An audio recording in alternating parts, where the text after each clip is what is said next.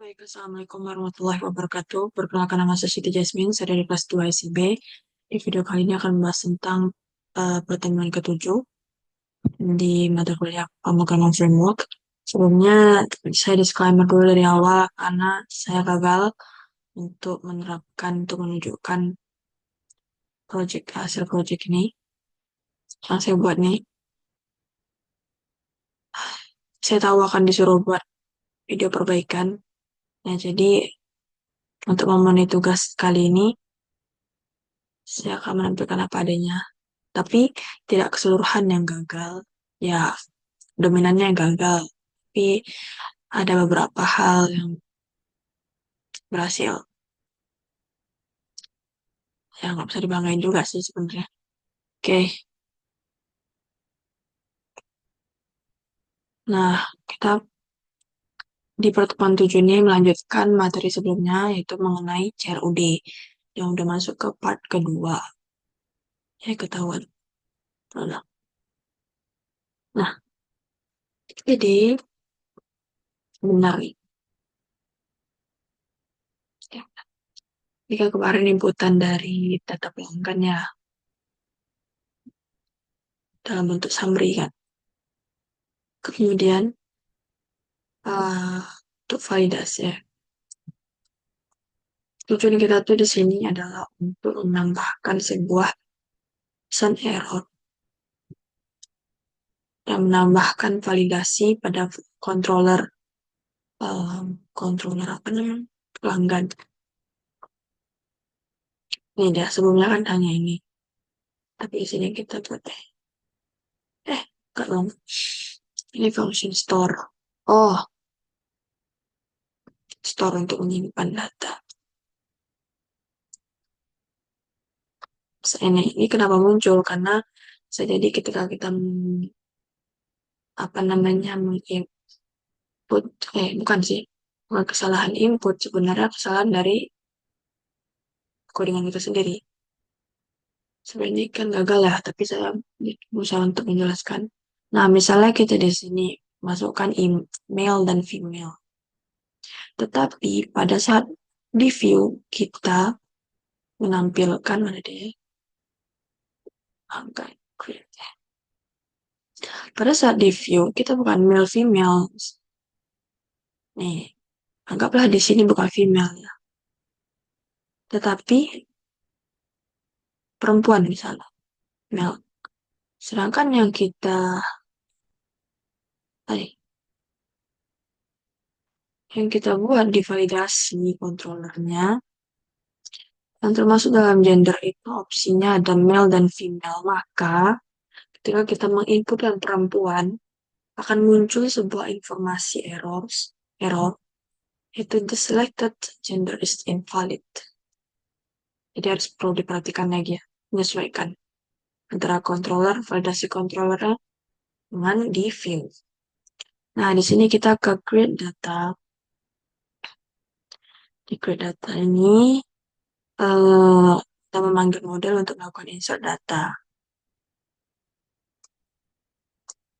dan menampilkan info session sukses pada halaman list pelanggan untuk menampilkan informasi alert sukses. Yang maksudnya itu kalau kita udah sesuai nih, terus kita klikkan tombol simpannya itu, nah kita akan diarahkan ke halaman pelanggan dengan membawa alert, memunculkan alert sukses dengan kata penambahan data berhasil.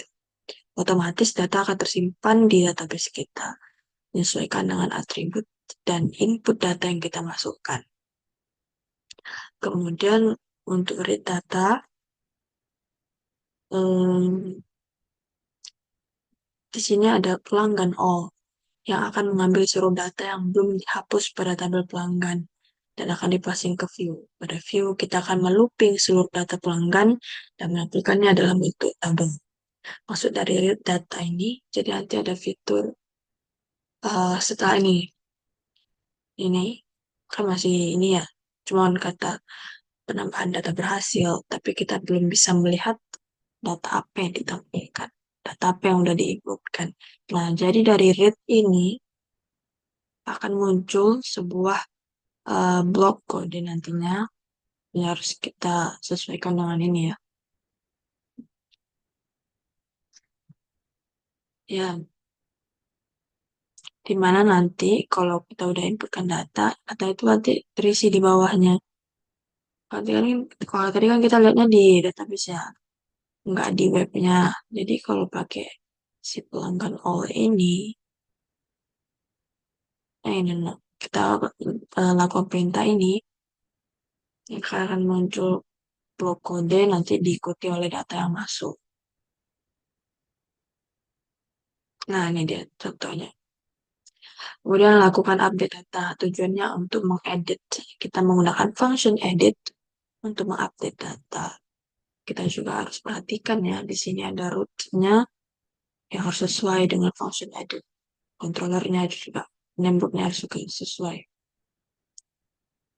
Ini untuk pengaturan tombol edit pada kolom action, tabel pelanggan. Kemudian inilah akhirnya, nanti di samping ini ada tombol action, edit. Nah, jadi kalau kita edit, nih, ini settingan-settingan aja kayak, kan karena di functionnya si, siapa namanya, edit itu, function edit, ya function edit, itu kan mengambil copy paste dari function, view create ya. Jadi perlu ada perubahan pada tambahan, ada tambah pelanggan menjadi edit pelanggan gitu, menyesuaikan dengan si view kita. Tujuan kita mau ngapain gitu kan. Ini settingan aja sebenarnya. Nah, berakhirlah tampilannya seperti ini.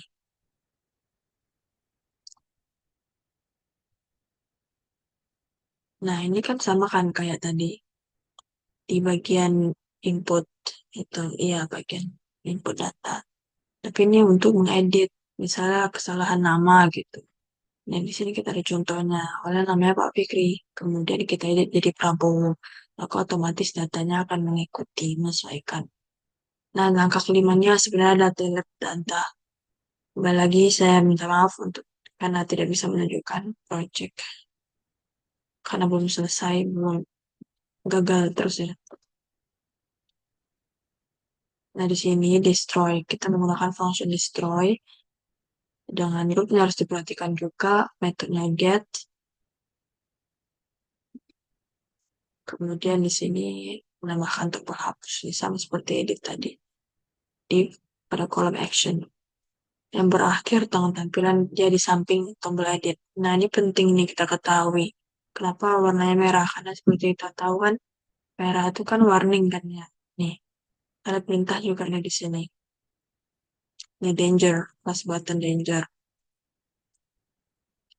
Kalau si edit tadi, kan apa namanya? Button info warna biru, kalau warning peringatan warna merah. Nah, ketika kita yang tadi ya, ketika kita berhasil merubah data, maka akan tampil informasi perubahan data berhasil. Otomatis data akan berhasil di bawahnya ya. Begitupun dengan destroy atau penghapusan data. eh ketika kita menghapus data satu tadi itu, Prabowo ini, data tersebut sesuai dengan fungsinya akan terhapus. Hapus dengan memunculkan info flash data, penghapusan data berhasil. Nah, sekarang ke project. Nah, sebenarnya gagal ya projectnya, gagal kali. Sini ada, jadi di halaman pertama kali itu saya menunjukkan halaman webnya dulu. Nah, di halaman web ini ada tombol atau button sign in, sign up, dan daftar yuk. Nah, ini halaman utama ya. Kalau kita klik, sebenarnya ini daftar yuk sama sign in ini sama. Karena saya berpikir daftar yuk itu berarti, maksudnya itu dia si pelanggan ini mau, misalnya mau schedule apa, mendaftarkan, menjadwalkan kapan dia akan memangkas rambutnya gitu kan.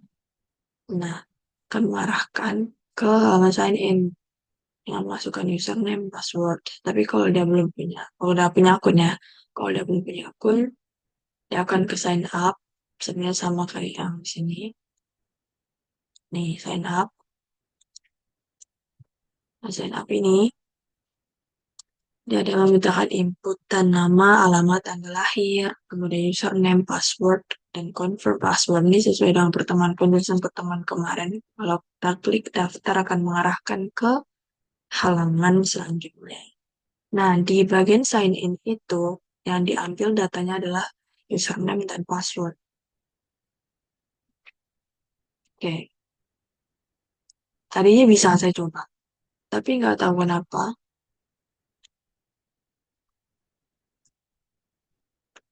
Katanya, eh, katanya ini page-nya expired.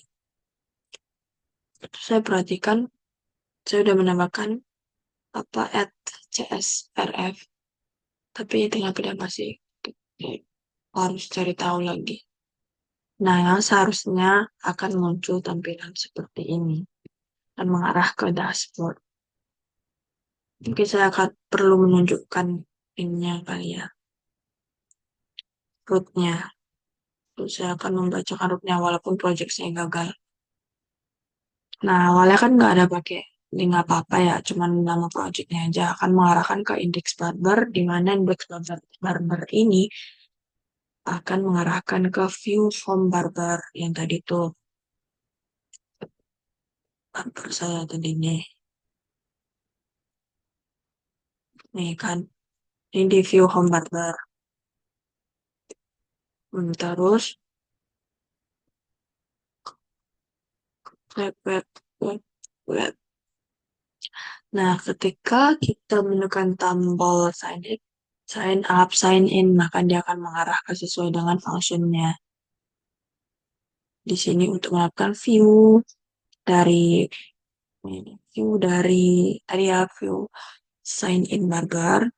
Kalau sign up dia akan mengarahkan ke view sign up barber. Nah, ketika kita berhasil sign in atau sign up, kalau berhasil sign up berarti dia akan sign in dulu. Kalau dia memang dari awalnya sign in, maka dia langsung lanjut ke tahap selanjutnya yaitu ke halaman dashboard. Nah, misalkan ketampilan ini ya. Nih, hasilnya mengarah ke sini. Tapi ada gagal. Nah, jadi ada hal positifnya. Ada ya, nggak semuanya gagal. Kenapa di sini saya berhasil untuk meredirect setiap halamannya. Hanya itu aja sih yang berhasil sebenarnya. Nah, jadi di dashboard ini, maka yang aktif bagian sidebar-nya adalah dashboard. Di pelanggan, hanya pelanggan yang aktif. Di mitra, hanya mitra yang aktif. Nah, jadi di pertemuan ini kita menambahkan mitra, mengikuti teman sebelumnya itu menambahkan pelanggan. Nah, di pelanggan ini jadi nggak perlu didemoin lagi karena di error juga nggak tahu kenapa ditekan di error. Nah, menambahkan data nanti dia akan muncul halaman form dan minta inputan nama depan, nama belakang, alamat, tanggal lahir, nomor telepon, email lagi. Ya, nanti kalau disimpan muncul alert, muncul flash data penambahan data berhasil. Nah, seharusnya. Nah, begitu pun dengan mitra. Oh ya, tapi di sini saya udah berhasil menambah lagi. Di sini saya cuma berhasil untuk meredirect aja. Beda kalau ini breadcrumb-nya namanya. Nah, beda sebutnya bisa, tapi kalau diri dia sendiri nggak bisa. Kenapa? Karena nggak saya tambahin tujuannya. Melainkan saya kasih tagar. Enggak kasih tagar, tapi yang page apa aktif-aktif apa? Bukan. Pokoknya ada di mana tadi di view index nih bagian breadcrumb. Dan di bagian ini kan kalau di dashboard tuh saya kasih rootnya, kita kasih rootnya. Tapi kalau di pelanggan karena dia berada di halaman dia sendiri, maka menunjukkan kalau itu halaman dia sendiri. Nah, itu poin plusnya. Jadi kalau diklik nanti, kalau diklik tambah button tambah data akan tambah di sini breadcrumb tambah data. Kemudian kita isi form dan kalau berhasil muncul si apa namanya? Muncul si info kalau kita berhasil penambahan data berhasil. Nah, kemudian di mitra kembali lagi bread, breadcrumbnya itu berhasil mengarahkan. Kalau dia pelanggan, larinya ke pelanggan. Kalau ke dashboard, larinya ke dashboard. Sebenarnya nilai plusnya cuma di situ aja. Sebelumnya gagal. Tapi ini bisa nih, nambah data. Nah, nggak tahu di pelanggan tuh kenapa nggak bisa. Saya perlu hati lagi. Tapi butuh waktu yang lama kan. Nah, di sini ke yang lain di mitra itu kan yang kemarin nggak ada ini ya, seperti checkbox. Kalau di checklist dia, harusnya logikanya di checklist dia, semua inputan ini akan kesimpan dan muncul sebuah pemberitahuan bahwa penambahan data mitra berhasil. Seharusnya. Tapi saya nggak bisa main demo kan, karena saya nggak bisa. Nah, lain halnya kalau ini nggak checklist, mau udah kita inputin, terus kita simpan, data tersebut tidak akan tersimpan. Mungkin bisa ditambahkan ya alert kayak perlu checklist, perlu bisa pindah halaman. Nah, gitu. Seharusnya pindah checklist ini, simpan, akan muncul ke halaman mitra, balik dia ke halaman mitra. Wih, harusnya ini kan. Kembali ini belum saya anu. Harusnya dia ke halaman mitra, bukan ke halaman pelanggan. Karena kan dia jadi copy paste ya. Lupa, lupa. Serius. Gitu. Kali dia kesini nanti muncul pemberitahuan penambahan data mitra berhasil. Kemudian, kan kayak tadi tuh, udah saya bahas tadi ya. Nah, untuk memunculkan blok ini, blok kode ini. Terus gini kan, muncul informasi ini, langsung muncul. Ada penambahan data di kode bawah ini, di bawah ini, first name, last name itu sesuai dengan inputan user tadi. Kemudian di samping ini, masih di baris ini, nanti di setiap datanya itu ada muncul button untuk edit atau hapus. Kalau diedit, kita bisa melakukan perubahan pada data. Kalau dihapus, maka data akan hilang.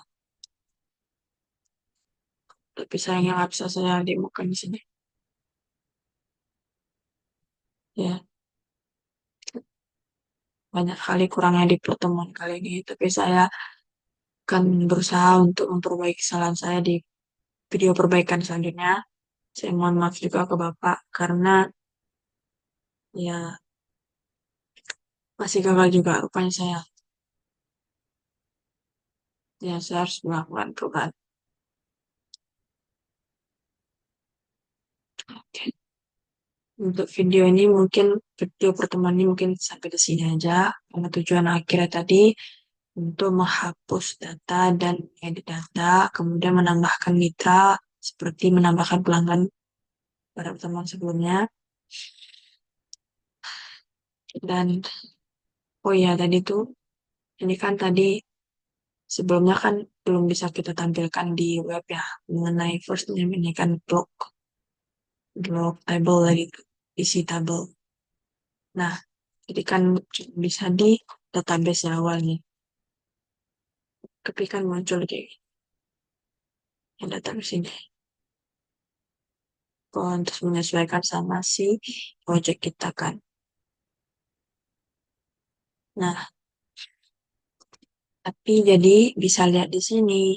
Tapi kata Bapak, itu nggak boleh ditampilkan di halaman pengguna. Karena kan kita yang punya webnya. Kita yang mengarahkan. Pengguna itu hanya menggunakan kita sebagai developer atau admin developer. Admin ya, yang punya akses untuk mengedit atau menghapus data. Oke, mungkin itu aja yang bisa saya sampaikan di pertemuan kali ini, pertemuan 7, yang udah masuk ke modul 7. Banyak kali kurangnya, saya mohon maaf. Dan akhir kata, saya akhiri wabillahi taufiq wal hidayah. Wassalamualaikum warahmatullahi wabarakatuh.